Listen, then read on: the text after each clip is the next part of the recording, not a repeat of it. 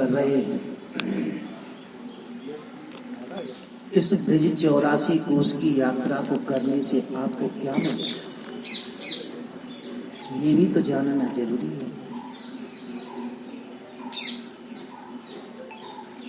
हमारे सनातन धर्म में, हमारे धर्म ग्रंथों में ऐसा कहा गया है कि जीव 84 लाख योनियों को भोगता है और उसके बाद मनुष्य जन्म की प्राप्ति होती है। वो किसके लिए? कि हमें पुनः इन योनियों में न जाना पड़े। तो ये मनुष्य योनि है, ये मनुष्य आपको जीवन मिला है, वो इस 84 लाख योनि से मुक्त होने के लिए मिला है। मुक्त किसको कहते हैं? आवागमन का चक्कर छूट जाए तो आप मुक्त हो गए। इस 84 कोस की यात्रा को करने से जीव 84 लाख योनियों से मुक्त हो जाता है। ऐसा शास्त्र कहते हैं, विद्वान कहते हैं। ये आपका बड़ा भाग्य है कि आप ब्रिज 84 कोस की यात्रा महाराज जी की सन्निधि में आप कर रहे हैं। नाव एक होती है, जहाजी बेड़ा एक होता है। जहाजी बेड़ा में हजारों बैठ जाते हैं और वो पार उतार देता है। नाव में 10, 20, 50 बैठ जाते हैं, पार उतार देते हैं। ऐसे ही स्वामी जी यहाँ आपके साथ में चल रहे हैं। ये सब आपको बंधन से मुक्त करने के लिए आपको 84 कोस की यात्रा करा रहे हैं। 84 लाख योनियों से तो आपको मुक्ति मिलेगी, साथ में जैसे सर्पाधिक योनि होती है ना, उनसे भी मुक्ति मिल जाएगी। अब आप जिस स्थल में बैठे हुए हैं, ये कोई साधारण स्थल नहीं है। ये स्थल 5,500 वर्ष पुराना है। इसमें कोई भी शंका नहीं है। पर्वत, भूमि और नदी, ये वही है। अब जिस स्थल में आप बैठे हैं, इन स्थलों का जीर्णोद्धार होता रहता है, इसलिए ये बरकरार उसी समय से आज तक आपके सामने उपस्थित है, दिखाई दे रहे हैं। अगर इनकी कितने ही स्थल ऐसे हैं जो लुप्त हो गए। अब यहाँ ये सरोवर नहीं था, परंतु 5,500 वर्ष पहले जब राधा रानी का प्रागट्य हुआ, तो कथा तो लंबी है, परंतु मैं आपको शॉर्ट में बताऊं। ये सरोवर यहां नहीं था। एक बार राधा रानी खेलते खेलते नंद भवन पहुंच गई थी। पूरी सुना दो। अच्छा, ब्रिज 84 कोस के राजा थे वृषभान। वर्णन भी है। हे राधे वृषभान भूप तनय, हे पूर्ण चंद्रानने, हे कांते कमनीय कोकिल रवे वृंदावनाधेश्वरी, हे मत प्राण पराय नेच रस के, हे सार्वयोथेश्वरी, मदसा दास परास नेह समता, मानी नमा नंदया। हे राधे वृषभान भूप तनय, हे वृषभान राजा की बेटी। तो ब्रिज 84 कोस के राजा थे वृषभान, उनकी बेटी थी राधा। जब ब्रिज 84 कोस के राजा वृषभान थे और नंद बाबा गोप थे, ग्वाला पैसे वाले थे। और आज भी प्रधानमंत्री की टाटा, बिरला, अंबानी, बड़े बड़े में से है कि नहीं संबंध। ऐसे ही राजा का पहले पैसे वालों से संबंध रहता था, पैसे वालों का राजा से संबंध रहता। नंद बाबा कोई कम नहीं थे। 9 लख देन नंद बाबा घर नित नयो माखन होय, जिनके 9 लाख गऊ में कोई साधारण आदमी पाल लेगा? एक गऊ को पालो तो आपको मालूम पड़ेगा कि एक गऊ का खर्चा कितना है। और जो 9 लाख गऊओं का पालन कर रहा है, सोचो कैसे कर रहा होगा? कोई गरीब तो कर नहीं सकता। तो एक दिन दोनों मित्र थे, बृषभान जी, नंद बाबा। तो नंद राय जी बोले चलो भाई बहुत दिन हो गए बृषभान राय से मिलकर के आए। तो गोकुल से चलकर के बरसाना आए। बरसानो हमारी राजधानी तीनों लोकन ने जाना। ये तीनों लोकों में विख्यात थी उस समय और आज भी। बरसाना में रहकर के ब्रज 84 कोस का राज करते थे बृषभान जी। जब बरसाना आए, बृषभान जी को मालूम हुआ, बड़े प्यार से सम्मान के साथ में द्वार पर आए बृषभान जी और नंद बाबा को भवन में लेवा करके ले गए। सुंदर आसन पर विराजमान किया। मित्र आए, जब दोनों बैठ गए, नंद बाबा ने बृषभान जी की कुशल क्षेम पूछी, बृषभान जी ने नंद बाबा की पूछी। वार्ता चलती रही। उसके बाद में नंद राय बोले, बृषभान जी आप ब्रज 84 कोस के राजा हैं, आपके पास में अपार ऐश्वर्य है, परंतु इस ऐश्वर्य का उपभोग करने वाला आपके बाद में कोई नहीं है। बोले हाँ मित्र, बात तो तेरी सत्य है। अरे मेरे बाद में उपभोग करने वाला कोई नहीं है तो नंद राय तुम कौन से पैसे वाले मन राजा से कम हो? तुम क्या कम हो राजा से? तुम्हारे पास 9 लाख गऊ है, अपार ऐश्वर्य तुम्हारे भी पास में, परंतु तुम्हारे बाद में भी तुम्हारी उस संपत्ति का उपभोग करने वाला कोई नहीं है। बृषभान जी बोले हाँ मित्र, हम दोनों तो एक से ही हैं, परंतु ऐसी भगवान कृपा करे कि कीर्ति की भी गोद भरे और यशोदा की भी गोद भरे। बोले मित्र बात एक है, तेरे बेटी हो जाए, मेरे बेटा हो जाए, तो तुम अपनी बेटी का विवाह मेरे बेटे को कर देना, और मेरी बेटी हो जाएगी, तुम्हारे बेटा हो जाएगा, तो मैं अपनी बेटी का विवाह तुम्हारे बेटा को कर दूंगी। बोले पक्की? बोले हाँ पक्की, परंतु ऐसी कृपा तो हो, हम दोनों तो निसंतान हैं। ऐसा कह करके उदास मन से नंद राय गोकुल के लिए चले जाते हैं। धीरे धीरे समय निकलता चला गया। बृषभान जी के राधा रानी का प्रागट्य हो गया। बोलो राधा रानी की। बृषभान जी बड़े प्रसन्न हुए कि चलो इस वृद्धावस्था में आकर के कन्या की प्राप्ति हुई, परंतु कुशल क्षेम नंद राय जी के पास पहुंचानी चाहिए। समाचार भेजा, नंद बाबा आए, आशीर्वाद दे करके चले गए। बोले कि भाई कीर्ति की गोद तो भर गई, परंतु अभी यशोदा की गोद खाली है। 1 साल 11.5 महीने के बाद में नंद बाबा के कन्हैया आ गए। और जैसे ही कन्हैया आए, बोलो बाल कृष्ण लाल की। कन्हैया का आगमन हुआ, नंद बाबा ने रात्रि में ही बृषभान जी के पास में सूचना भेज दी। नायन आए और सूचना दे गए और आपको बुलाया है बधाई लेकर के, बधाई देने के लिए और बधाई लेने के लिए।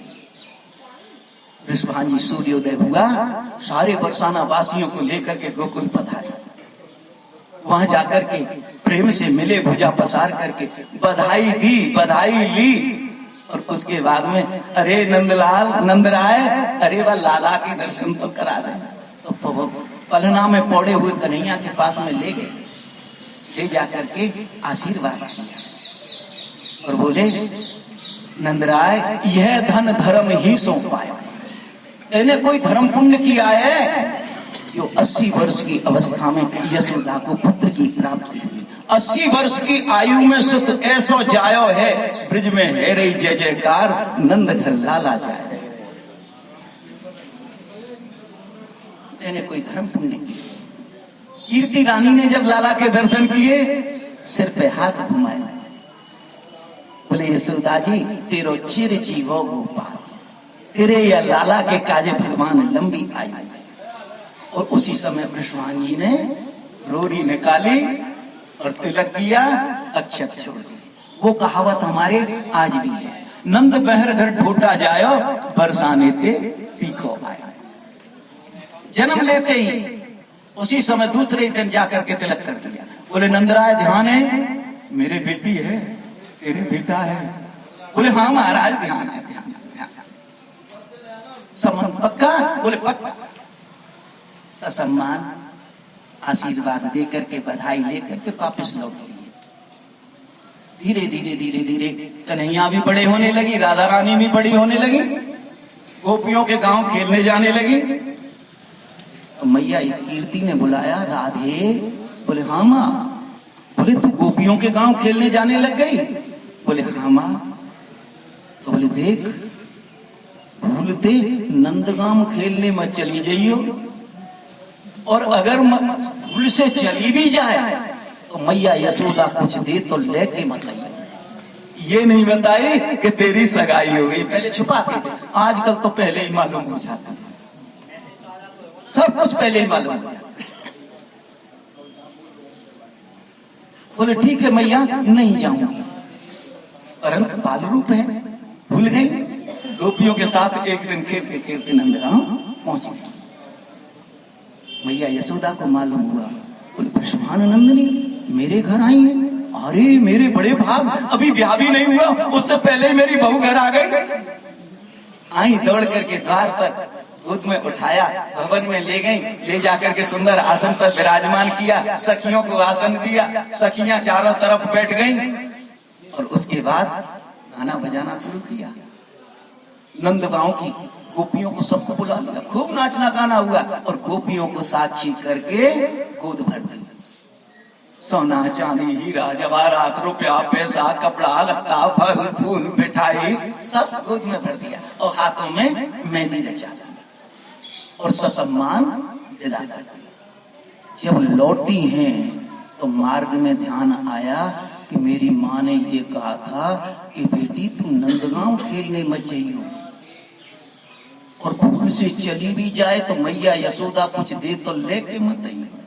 पर मैया यशोदा ने तो बहुत सामान दे दिया, अब इस सामान को देखेगी मेरी मैया तो मारेगी, डांटेगी, चिल्लाएगी, गाली देगी, क्या करूं? तो माँ के वैसे वो सुहाग का सामान सब गोपियों को बांट दिया। जब सब बांट दिया, जल्दी नहीं इस जगह पर आकर के खड़ी हो गई, यही रास्ता था पहले, यहाँ के खड़ी हो गई। बोली ये मेहंदी रचा दी नहीं है। मेरी मैया पूछेगी मेहंदी किसने रचाई तो मैं क्या कहूंगी? या तो झूठ बोलूं, और मैंने झूठ बोल दी नहीं, और किसी सखी ने माँ को बता दिया तो मैया फिर डांटेगी, गाली देगी, चिल्लाएगी। इस मेहंदी को धो दो, न मेहंदी दिखेगी, न पूछेगी, न मैया डांटेगी, न चिल्लाएगी, न मारेगी। बाल रूप तो है, कैसे धो?